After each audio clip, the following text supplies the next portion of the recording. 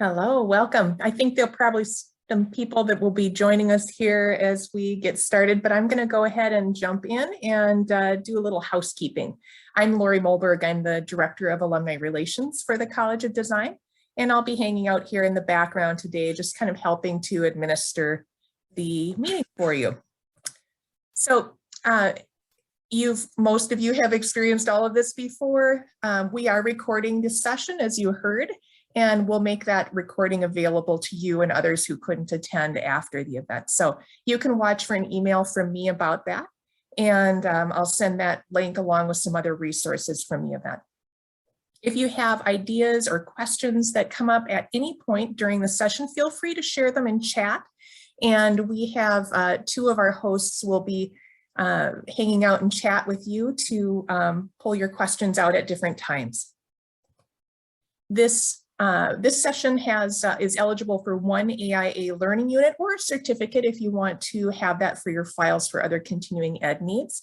And so if you requested that during registration, I will send you a certificate after the event. And if you provided an AIA member number, I'll also report your participation to AIA after the event. So within a week, usually it's by the end of this week. And if you are interested in that, but you didn't include it in registration, you can reply to my email after the event and just let me know, and I will make sure you get what you need. So let's get started. For those of you who have been joining us regularly the past year or so, you are familiar with our hosts. Today we have Abby Asojo, who is our Associate Dean for Research, Creative Scholarship, and Engagement, and also Professor of Interior Design here at the college. And she's going to be serving as our discussion host today. We also have Tom Fisher, who's the Director of the Minnesota Design Center, and Virajita Singh, Associate Vice Provost for the Office of Equity and Diversity, and also an Adjunct Assistant Professor and Research Fellow with the Center for Sustainable Building Research. And Tom and Virajita will be our chat hosts today. Our featured speakers today are Rochelle Schossler-Lynn, and she is a fellow with ASID and also LEED and a certified interior designer. She's the Director of Workplace at Gensler. And Rochelle is devoted to design excellence and workplace innovation with an emphasis on impact of design strategies on well-being. Rochelle's 25-year career has focused on corporate workplace strategy, interiors, renovations, and ground-up buildings, with sustainability and the well-being of people and planet always top of mind. So she'll start off our presentations today, and Amanda Aspenson will follow. And Amanda is also a certified interior designer and senior project manager with BWBR. She graduated from the U of M, and she's currently with BWBR in St. Paul, but she was also recently a design project manager with the U of M Capital Projects Group. She's responsible for managing collaborative and informed projects in areas of higher education and science and technology. She advocates for design and integrating need, budget, and architectural quality, all while expressing a deep respect for diverse perspectives. So those are our speakers today. You'll meet them in a moment, but for now, I'm going to hand that off to Abby, and she'll tell you a little bit about the series. Okay, thanks, Lori. Welcome, everyone. You know, if you're joining us for the first time, welcome. And if you're joining us from past sessions, you're welcome again. So Design in the Post-Pandemic World provides an interdisciplinary forum where participants, you know, we come together to talk about what we're experiencing during this global disruption. And we use the conversation to co-imagine our post-pandemic future. Basically, we're using design as a platform to identify ways to support positive change through new types of collaboration and design solutions. And our goal is to spark new ways of thinking about design in our lives and our organizations. So I'll hand it over to Rochelle, who's our first speaker today. Oh, actually, I'll give you an overview of the agenda before I hand you over to Rochelle. Like the first part, you know, we do like an overview, which is what we're doing right now. And then we'll have the two speakers, Rochelle and Amanda, give us a brief presentation about the workplace topic we have today. And then after, we'll have a few minutes for questions before we break out into small groups. And then in small groups, we'll consider some questions and come back together as a big group and have some closing remarks. So I'll hand it over to Rochelle now. All right, thank you so much. Happy to be here. What I'm going to share with you today is the most recent Gensler Workplace Survey that was taken this summer. This presentation represents our newest workplace survey findings as we continue to study how COVID-19 has shifted employees and employers' expectations and plans around the future of the workplace. These findings will focus specifically on how top performing companies are thinking about that future, and we'll dig into that shortly. The methods of the survey are in line with all of our most recent workplace and other survey research. This data represents the anonymous online survey responses of 2005 US workers in May of 2021. Respondents were required to work for a company of 100 people or more and to have spent at least part of their work week in an office environment pre-pandemic. The sample includes a great distribution of organizational roles, including large sampling of manager and above respondents, so we can break out how senior leaders are thinking about the future separately. We also have a great breakdown of generations and a mix of industries represented. Next slide. Thinking back to May, this data reflects an interesting point in companies thinking about the post-COVID workplace. The data was conducted just before the full impacts of the Delta variant were becoming at the time, as you see on this slide, most leaders were seeing September as a key milestone when offices would reopen and most workers would start being back in the office in person for at least a portion of the week. We now know that that timeline has shifted forward for many companies, but how they were thinking about the return likely hasn't. These findings represent a glimpse into the plans we expect to come back into fruition as we move past the Delta variant and continue to consider a post-pandemic future. While only 13% of companies expect all of their employees to be in the office concurrently in the future, most respondents expect most of their staff to be in at any one time, and over 2/3 expect 60% or more of the staff to be in the office concurrently in the future. Next slide. Top performing companies in our sample appear to have even greater expectations for their staff to be in the office concurrently in the future. That appears to also be driving their expectations for future real estate needs. Looking post-pandemic, these companies are significantly more likely to expect real estate footprint increases. And again, we're talking about the top performing companies in this particular survey. Next slide. Here you can see the data on what leaders are expecting post-pandemic in terms of how much of their staff will be in the office at any one time. These responses are only people of the manager level and above, so that we can focus specifically on how leaders are seeing the future. Here you'll see that top performing companies are less likely to expect all of their staff to be in the office concurrently, but more likely to expect most staff to be concurrently at any one time. Those expectations also inform the key headline of this report, and the data shown here. Leaders at top performing companies are 3 times likely to expect post-COVID real estate increases compared to unranked companies. This question was asked about their expectations 3 years in the future, so purposefully post-COVID expectations, and likely reflects both the stronger headcount growth expected by these companies, as well as the fact that these companies are valuing and thinking about their workplace differently and more likely to invest in changes focused on improving the workplace experience to bring the employees back into the office. Next slide. So how do top performers think about the workplace differently? Our data shows that some fascinating divergences in how employees at top performing companies compared to unranked companies want to use the workplace and other locations for their work.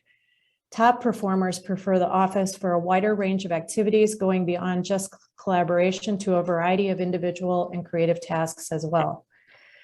Top performing companies are 2 times as likely to prefer thinking, ideating individually at the office and more reliant on co-working or places. And the third places that they are talking about is, it could be the coffee shop, it could be the library, it could be anywhere. Besides, it could even be a WeWork kind of space, but they are still getting out and about to places where they can do their best work. Top performers also prefer to reflect, conceptualize in a wider variety of places. As I just mentioned, only 1/3 of the top performers would prefer to do this at home compared to 2/3 of unranked company employees.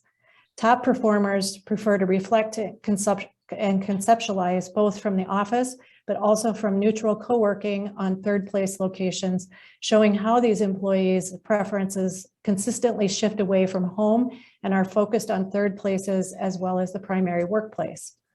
Top performers also rely on the office and third places more for deep concentration work and are half as likely to prefer to do that work at home. Understanding the future office as a place for deep concentration and other individual creative tasks is an important overlay to the continued truth of employees wanting to return for collaborative activities. When asked about preferred locations for giving and receiving feedback, top performers show a greater preference for receiving that feedback in person, but also an interesting preference for co-working on third place locations. You can go to the next slide. Those were just a few of the specific snapshots of how top performers' preferred locations for different activities differ from unranked companies. Broadly, as we look across all of the behaviors we've studied, we see a common theme. Top performers see the office as the best place for many individual activities, not just collaborative ones. You'll see that, hold on just a second. Here we have all respondents in general not related to a specific activity where they prefer to work when working remotely. For unranked companies, they primarily consider remote work as something done at home. Top performers, by contrast, also see alternative office and co-working locations as key sites for remote work.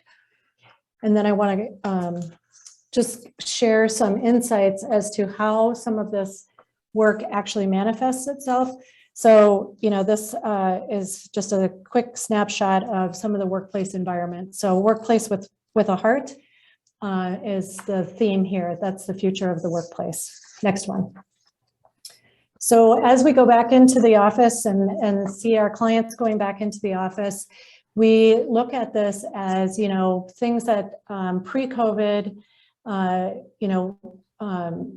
were just kind of always, the right solution. And here what we're looking at is a renewed focus on health and well-being for all of the workplace environments. The next slide. So one other thing that we know, and we call this responsive space, people will continue to be working from home and they will be continually needing technology to be able to work quickly with anybody that they need to from wherever that person happens to be.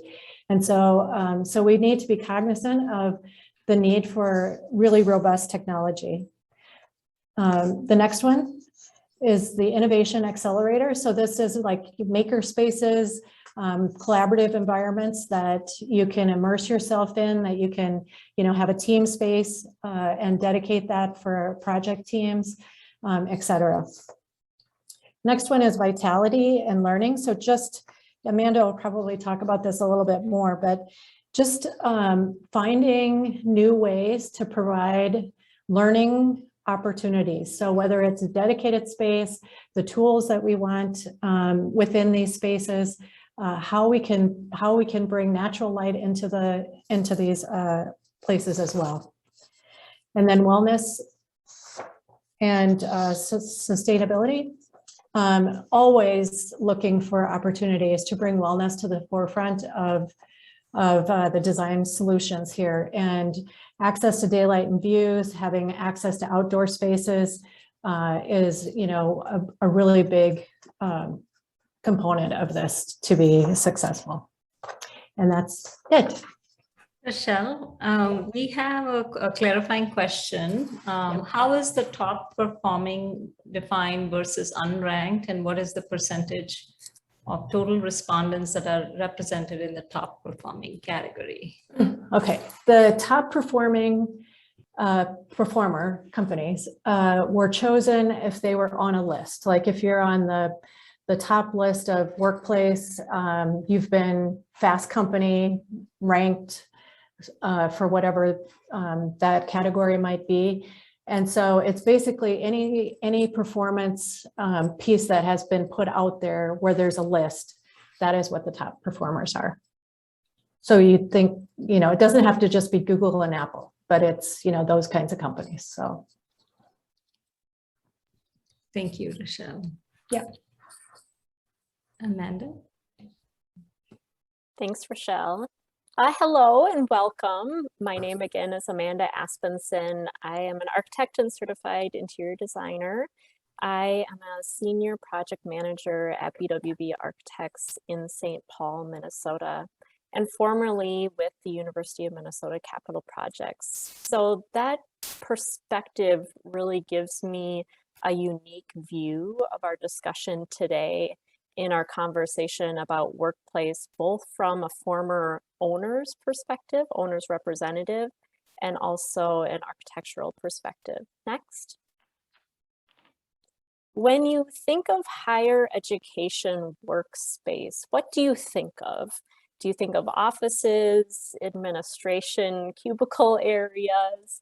Well, today I want to talk about on campus, the word workspace or workplace means something extremely different for different roles.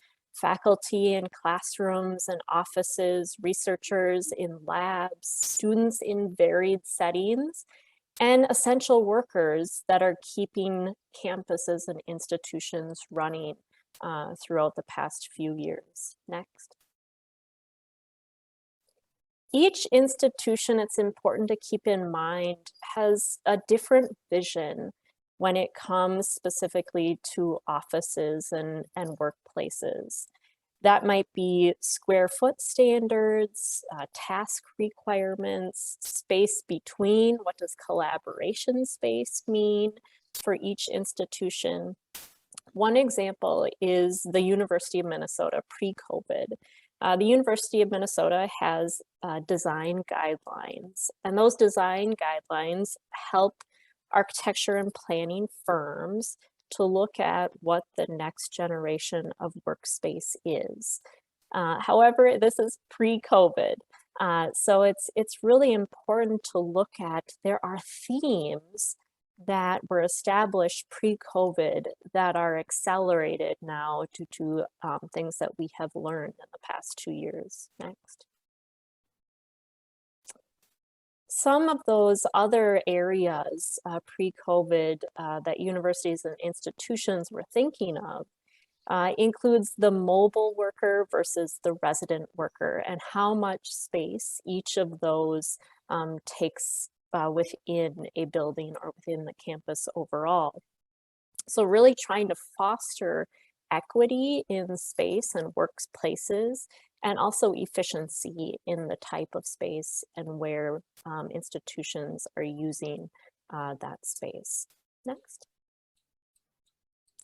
But then COVID hit, and after March 11th, everyone knows that both individual lives and institutional perspectives and priorities shifted and continue to shift. Next. So COVID conversations. So when COVID hit higher education settings and workplaces, there were immediate conversations related to managing enrollment, content delivery, multiple modes of content delivery, and cultural questions. What does an empty classroom or an empty workspace or office mean to the overall, not just space utilization within campus, but student experience as well? Next. So post-COVID or post-COVID conversations, as I said before, looking at what does a student now experience in a hybrid work environment? Can students stop by the office of their faculty member to have face-to-face difficult conversations? Is that something that exists anymore within the hybrid, remote, and in-person model? What happens to all of the administration space on campus? Is there a decision to keep all administration space? Or is there a notion of finding a balance between those spaces that are remote and then those spaces that remain on campus? So all questions that have been surfacing post-COVID. Next.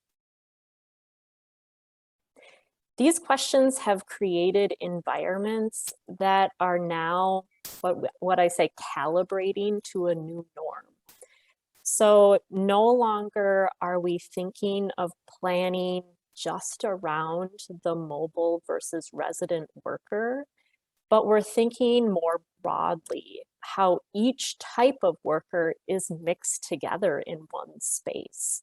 Whether it's a new office space configuration, less office space and more individual huddle space for drop-down conversations, opportunities and more opportunities for impromptu conversations as you're walking back and forth from building to building, office to classroom, etc.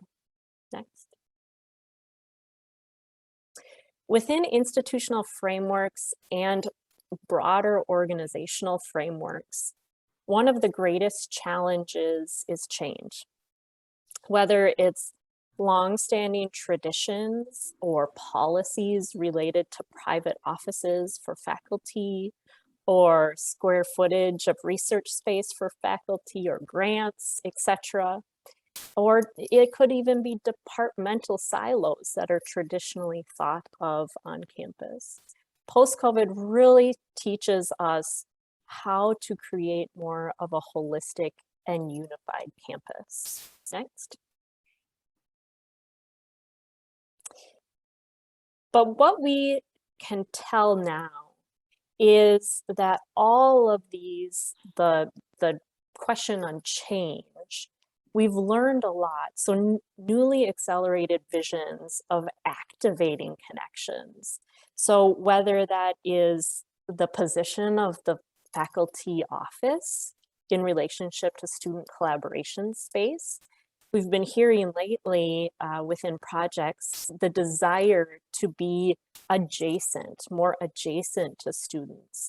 You know, where in the past there was more conversation related to maybe separation or privacy.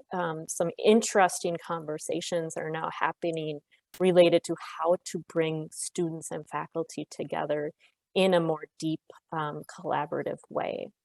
Or it could also be in what we've seen recently, our discussions on community involvement within departmental spaces. And that's greater community involvement, whether it's city or other organizations that are now connecting with spaces internal to institutions. Next. And we really can't end any conversation about this topic without talking about collaboration, as Rochelle had mentioned.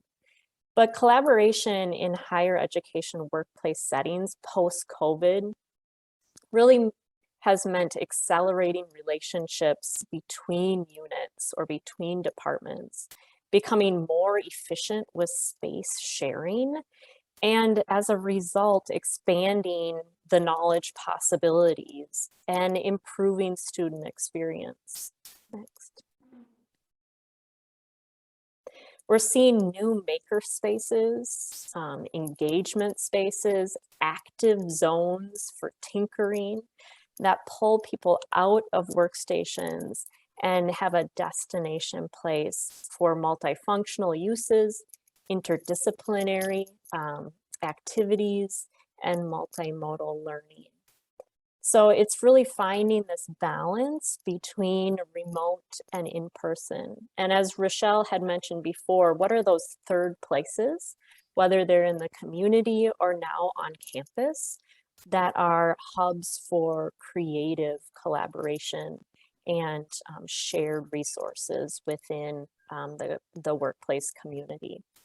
So in all, design post-COVID and higher education workspaces or workplaces, although different for every institution, can be seen as calibrating to a new norm, really creating and activating connections that may have or may not have existed pre-COVID, and capitalizing on shared resources, whether that's a shared classroom or a shared research space, looking at work not just as a singular silo, but as a collaborative endeavor, which enhances, if you think about it, enhances both the employee and the student experience on campus. Thank you.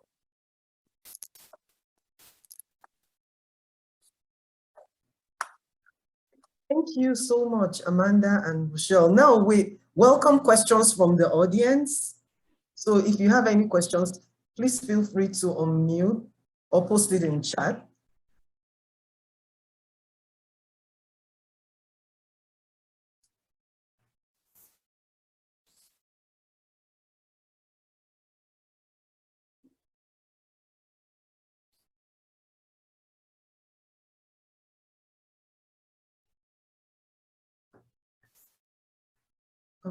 Maybe while we're waiting, I'll go ahead with the first one, or someone posted in chat. Yeah. Thanks, Rochelle and Amanda. You both talked a lot about connections, shared resources, and well-being.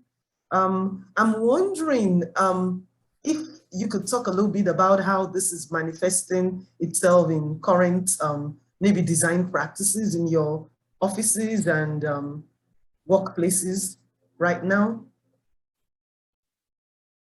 Yeah, it's really interesting, Abby. We have a current client that, you know, we do robust visioning sessions at the beginning of projects, pre-designs, etc. at BWBR, and the questions related to COVID and the relationship between pedagogical change and workplace and learning are incredibly robust, and I think there is this really drive to bring people together in just a very different way than I've ever heard pre-COVID, a very heartfelt way of thinking of mental health from all aspects of how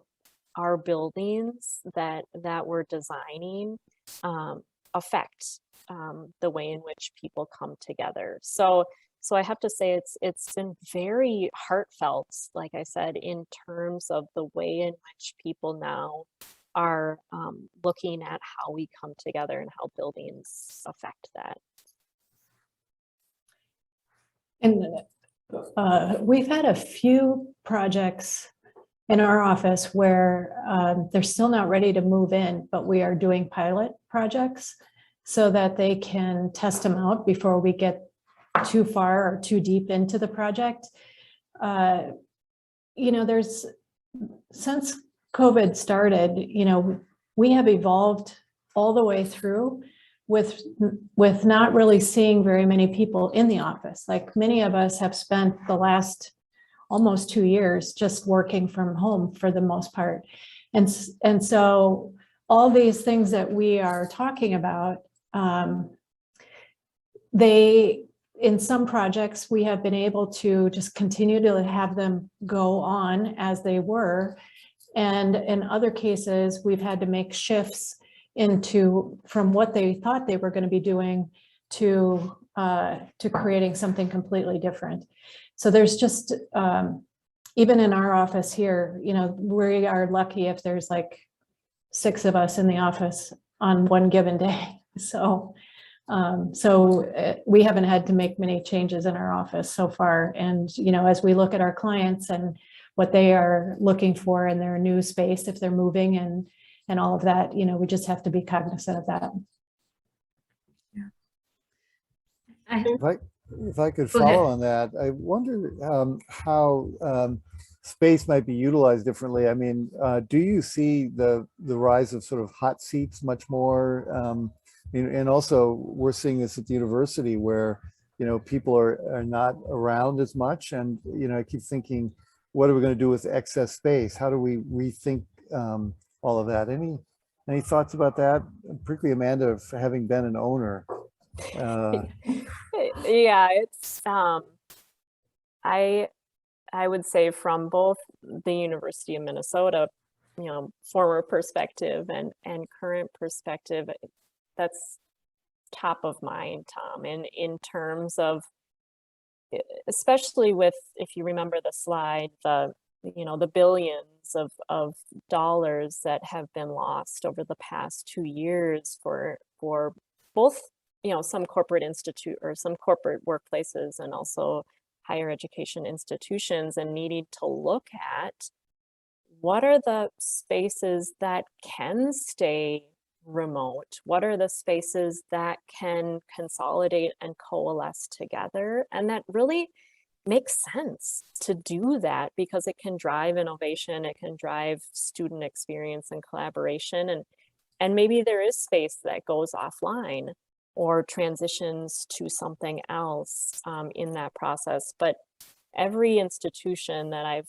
run into is tackling those same questions, Tom, and what happens to that space? And there are different answers so far, depending on what the priorities of the institution may be. Great. I had a question for each of you. Amanda, you talked about, one of your slides talked about resistance by people as being one of the big challenges. And I'm wondering if you're seeing any ways that institutions, higher ed institutions especially, can navigate through that. And maybe it is something, Rochelle referred to, sort of trying out things. So maybe it's about prototyping or things like that. So that's one aspect of the question. Another is, it sounds like from the research that Rochelle shared, that we're craving a variety of environments. So we're not happy with just home or workplace. We want a third place or third places. And so, Amanda, in your work, are you seeing that variety? You showed higher ed having a variety already, but any insights on how those ideas connect? And then I'll ask you, Rochelle, later, another question. Regarding change, it's as even pre-COVID, change is difficult.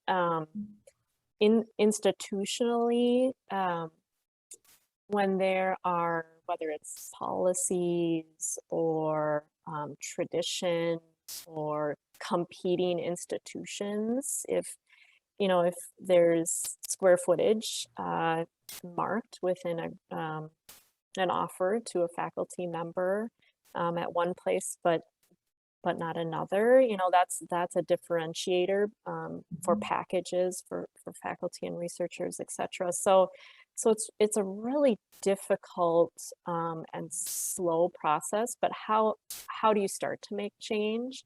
I think how we've noticed the most success for making change is to listen, to listen to what the concerns are. It seems very simple, but when when I've seen processes that essentially take over and say, you will change to this, it hasn't been as successful as when there is a process to that change and buy-in. And it seems very simple, but asking questions on how folks are working and how to make the student experience enhanced and more successful has been the best and the most well-received process. In my view, we'll see in another year as we continue to have conversations and whether it's post-COVID or some folks were in the middle of COVID, still think so we'll see in another year how those processes, the feedback is on those processes. Thank you. I proceed with care is what I'm hearing. Exactly. So just one quick clarification, Rochelle. The data that shows that top performing companies are planning to expand 3 times seems to me at odds with the fact that we're not going to be using the space as much. So any insight on that? And then I know we have to move to the breakout rooms. It's an interesting point because I think it's because that the people that are top performing will come back into the office for the things that they need to do. So, so they can do the third place, they can have, work at home, and then they come into the office to do their collaborative. So in some cases, the desking, like just having a regular desk and you can go there and sit there, may be reduced because what you're going to the office for is to be with other people and, you're whiteboarding or you're, whatever you're doing is the reason why they're coming. And so as those companies continue to innovate new things, whatever their company does, I think that's gonna make recruiting valuable to that company because people are gonna want to work there. Thank you. Thank you, Rochelle. Maybe to follow up a bit on what you're saying, Rochelle, too, is that it seems like the collaborative spaces and the high-tech spaces are much larger than the desking options that were in the traditional offices. So maybe some of those two might be driving the increase in the sizes of the spaces as well. Yeah. So, I wanted to share with you that the next step is we're going to go to breakout rooms and have discussions with ourselves. And when you get into your breakout room, I encourage you to introduce yourselves briefly, identify a note taker and a group representative. The group representative will share the information when we come back to the main space. There's going to be a slide, and my colleagues are posting in chat the link to the collaborative slides where you can take notes about your key ideas, and the question will also be on the slide as well. And everyone is encouraged to participate in the discussion and discuss the questions and capture the notes. So basically our main question, is what are your workplaces of choice or requirement, and how should traditional workplace design change to integrate the qualities of your workplaces of choice? And we have some keywords on and this will also be in the slide when you get into the breakout room. And my colleagues are posting it in chat as well. So you should see the breakout room icon appear shortly, and we'll be in there for 20 minutes and we'll be back in this space to read.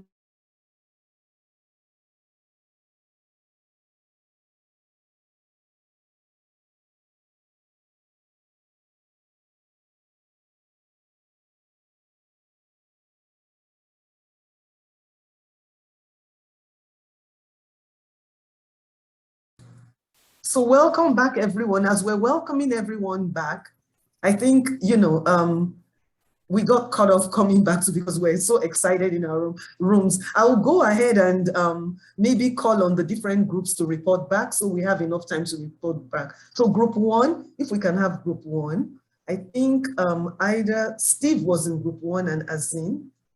That was my group. I'm trying to find, yeah, maybe one of you can report back to the group. I can go. So in general, we talked about like access to the lighting and windows, and also having biophilic design in our space could provide a good experience and good environment for the students. And also technology access is really important too. So you can provide flexible environment for a student if you have enough technology around the campus. And also another thing that it was my own experience, last semester we did have Revit class and it was 100% online. And it was so useful for us because the professor recorded all the sessions and we could go back and rewatch the videos and review everything. So it was really helpful for us.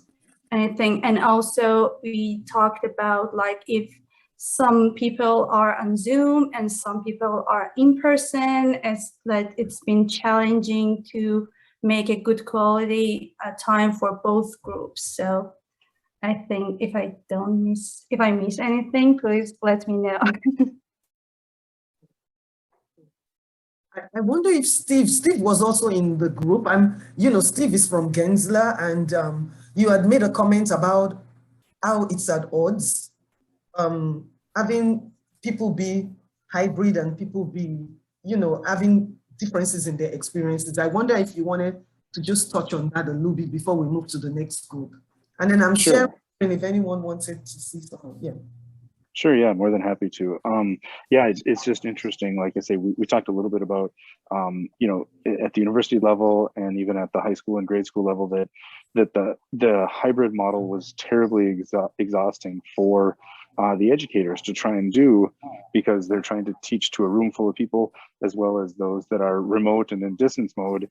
And I don't think there's as much of that going on this year, but yet in the workplace, we're still trying to forge ahead and do that, where we've got groups of people meeting in person, but we also have groups of people that are still trying to be hybrid. And how do you make sure that everybody's included in the meeting and gets an equal voice, equal time, how to not talk over people? So it's just a challenge, and it's really at odds with trying to make it fluid and inclusive and easy for everyone to do. So I don't have the answer. I kind of just brought it up as it's something that we all have to address and try and work through. So thank you. I'll move to our room 2. Yeah. Dimitros, Eric, and Amanda.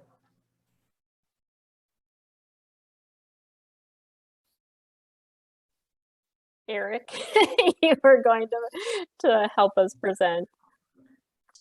Okay, I just couldn't find my mute button. Yeah, so we looked at a couple subjects here, what the workplace of choice is. Definitely looking at that hybrid environment, office for gathering, space, more collaborative opportunities, that space being much more flexible to adjust to the needs of each group of people and each occurrence of when you're in there. Demetrius talked about his office being downstairs from where he lives, and so that no commute, and similar to what a lot of us are experiencing with Zoom, and flexible, and also just the opportunity to be in a non-indoor environment. Again, that flexible workspace, having a variety type of spaces, whether that's desking or conferencing or soft seating, but all of those having digital connectivity opportunities. How do we see the spaces changing? Less desk space, more collaborative space within the office area, rather than with the person's office. Definitely one of the things we've seen is, as I saw in the previous groups, the mural board is how do you share all that digital information, especially from a design collaborative organization.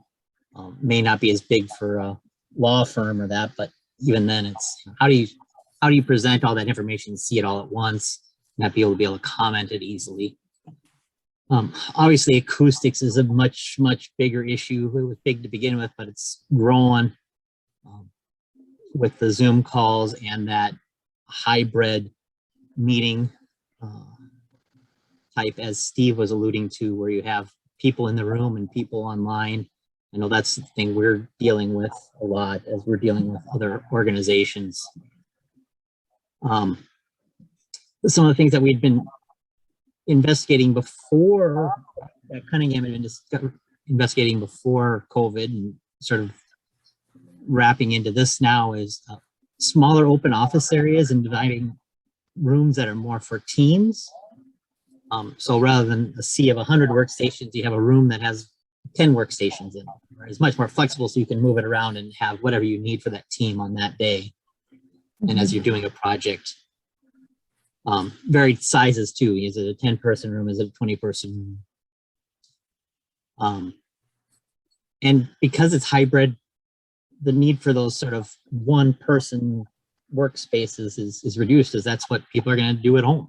If I have to do heads down work, I'm staying at home. I'm not going into the office because I have a better opportunity, at least in my thing. And then obviously the air quality in that is again raised in importance and understanding. Thank you, Eric. And I'll move to breakout room 3. And I think that was going to be Erin reporting out for us. Yeah, I can do that. 1 second. All right, so we were talking about how most people are expecting to only go back to work part-time now, which is difficult because some people work more productively in the office versus at home. But as Tom was saying, that he kind of has a designated spot in his home that he goes to be productive and work. But as Jeanette had been saying about, I believe Medtronic is who she works for, it's difficult to manage the kind of part-time back to work. Her company is only requiring it 3 times a week that you come into the office, which makes it hard on, I believe she kind of manages her area of that, which she was saying it can get kind of chaotic, and she hopes that it goes back to being at least scheduled. That being said, during distance working, she was okay if the people she kind of managed, just as long as they got their work done, it didn't matter at what time in the day they got their stuff done, which I think is also a good way to work, especially if you're remote, because as John was saying, it depends on your life at home, like when you're able to work. He was saying how his daughter has 2 young children, so it's harder for her to be productive in her own home probably than it is for him. And I thought that was very interesting and a good way to put it, that it all depends on what's going on around you and how you're multitasking.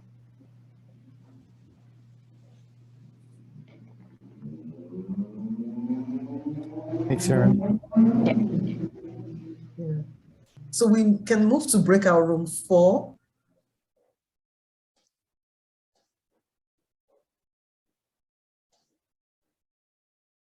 It looks like you had trouble with the notes, but is there someone that wants to just recap what you discussed in the room?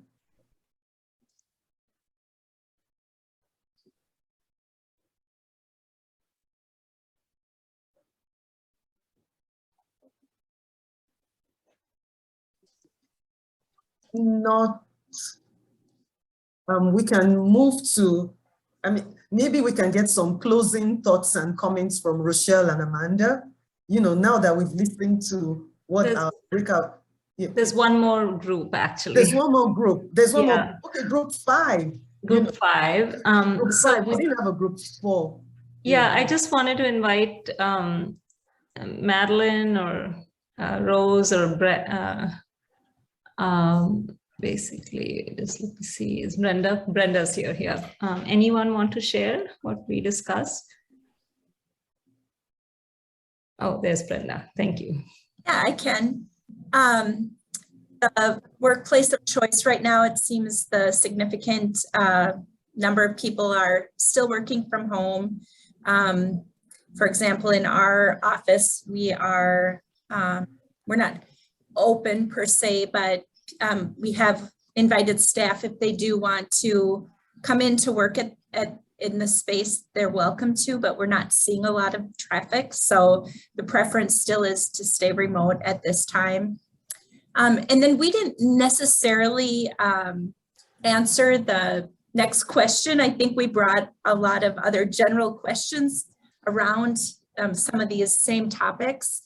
You know, just how do you transition, you know, again, the piloting, hoteling, providing the right options, you know, figuring out what those are to be productive for every type of function and role. You know, there was a comment on, you know, pre-pandemic, a lot of places were going to the free address type office, and there were maybe different issues with that than there are now. You know, as the pandemic started, you know, it was more about people not interested then in sharing. Someone mentioned now it's just in general, like who's using the space and it being tidy, or, you know, what you find when you get there. And then just being very conscientious of our inclusion values, the socioeconomic equity issues with being remote. You know, we've learned, I think as we're all remote, we learn a lot about each other that maybe didn't come to the workplace, and we need to be very sensitive to some things that we see or what we expect people to reveal. You know, is it okay for people to not share a screen, or, you know, just some new, you know, back to the norms, like what questions about what things will look like. So we brought probably more questions than answers, but things that we're thinking about. Thank you, Brenda. Maybe we can go back to group 4 again. I'm sorry, you know, maybe you got dropped off. Rochelle, I'm wondering if you can recap what group 4 talked about, or if there's someone else in your group you want to call on to give us a summary. I can do it. Mike, you can chime in, and Wyman can as well. We kind of talked a little bit about, you know, there are companies out there that are actually going back to private offices, mostly because I think, you know, they feel like if they can be in their office, that's a safer place to be. And therefore, you know, they can be in the office and they can continue doing the work that they have done, you know, always done at the office. And so that was one thing that we talked about. And in Chicago, Wyman is from Chicago, and she was talking about corporate environments being converted to residential. And because, you know, as the corporate towers are not having as many people, they can accommodate residential as well, or be converted from corporate to residential. And then, you know, some of the other things that we were talking about is, you know, just thinking about, Mike had a conversation recently with the team at General Mills, and, you know, how they are changing, like, basically the social spaces, you know, where they might have the coffee bar and pantries and things like that. Those are still there, but the food service is not, you know, available at this time, probably mostly because there's not a lot of people going back. And there was one other one that you had talked about, Mike. I can't remember. Yeah, but the thing that I would take away from this discussion in general is there's a number of contradictions where we're talking about companies expanding, where that's a little bit of a kind of an eye opener to me, but just lots of shift, lots of leadership wanting their people back to work, and that kind of whole dynamic shaking out. And that's definitely still in the shakeout process. There's all sorts of different attitudes towards it. Thank you. We have a few more minutes, and I'm just wondering if there are any closing comments or thoughts from either Amanda or Rochelle, and then we can summarize and let you know what's next. I'll start. I think for me and for the work that we are doing at Gensler and all the research that we have, for one thing, I would like you all to know that Gensler is very good about sharing our research, so don't be afraid to, ask. But I think that it's all about being flexible, and I think that we will be in the state of flexibility for quite some time as we try to figure out when people are really going to feel comfortable going back into the office. And hopefully we can get people back into the office where they can make their own choice, and you don't have to do the same thing every day.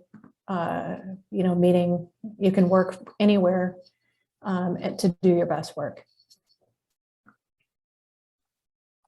Well said, Rochelle. I think I would emphasize what you said, that choice, being cognizant that every individual and every institution will be making different choices as we continue into post-COVID.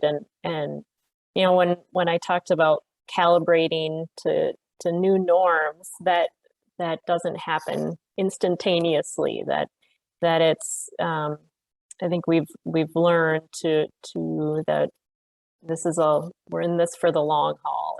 This is not an instant change to active collaborative environments. So just as Rochelle said, being flexible as you move forward is, I think, one of the most important things. And Tom, I can't remember if you said when you were doing the CoreNet presentation, if it was going to be 5 more years of pandemic potential. Well, the actual pandemic ends probably, if the 1918 flu pandemic is an indication, in a couple of years. So we'll probably be done with the pandemic part probably sometime in 2022. But the implications, following what both of you said, goes on for decades. It's going to take us decades to see how this all sorts out. And we will be in a very different world from now on.